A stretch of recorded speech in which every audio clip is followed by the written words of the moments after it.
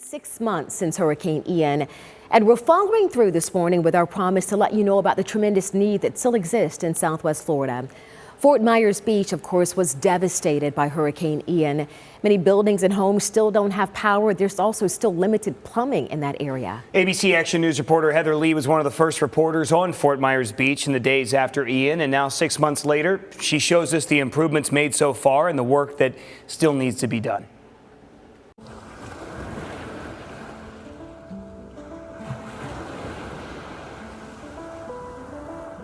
You can find peace in these crashing waves, but reminders of what happened here are all around.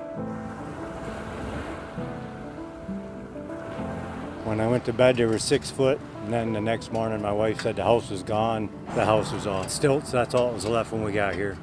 Stilts. Just the stilts. Fort Myers Beach and the people who call it home are still struggling. Hurricane Ian ravaged the island. This is what it looks like now. I had sent somebody that picture, and she said, "Oh, someone already took the sheetrock out." I said, "No, Mother Nature did it." The massive storm surge washed away memories and irreplaceable keepsakes. It is very clear that Fort Myers Beach is doing everything it can to recover from Hurricane Ian. There are food trucks set up in what used to be Times Square. There's a lot of tourists that are sitting on the beach trying to relax, but it is hard to do that when everywhere you look, there are gutted out buildings. A lot of folks are still trying to rebuild their lives. Mike Chalfant is trying to keep busy, helping out his neighbors. RVs sit on the empty lots where their homes used to be. He and his wife were in Michigan when Ian made landfall. They got down here in October to clear out their lot. Since then, what has life been like? Oh, a lot different. I thought camping would be a lot more fun.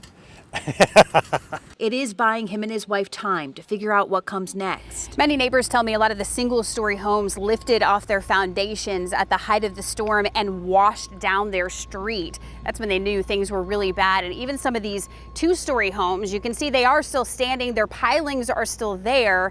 They're not very sturdy, but a lot of these houses just could not withstand the high wind and the rushing water. We only found a deck over on the other side of the neighbors. That's all we found, in a chair and back on the next street. I don't know where anything went. Right now, with no electricity, Chalfant is running on a generator, eating up gas and money. But he feels it's better than the alternative. When my wife said the house was gone, I said good, because I didn't want to do what all these other people are doing, tearing things apart and redoing. Sherry Schlotman's home is essentially gutted. She lives in Fort Myers Beach part-time. She wasn't here when the storm made landfall. The back dismantled corner is the kitchen and then the utility room. That hole put there by another house that floated into theirs. But it also helped save my neighbor and his dog back there, because they got out on our roof and stayed about 4 or 5 hours on my carport. When the water began to recede, a neighbor took them in for the night. The next day he walked off with his dog.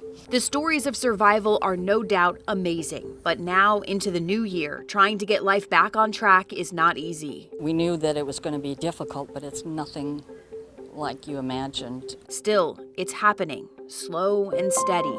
Chalfant doesn't want to leave either. It's really nice people here. Nice beach. I'm sure it'll be back to normal. Not normal, but better. And stronger, no matter how long it takes. Heather Lee, ABC Action News.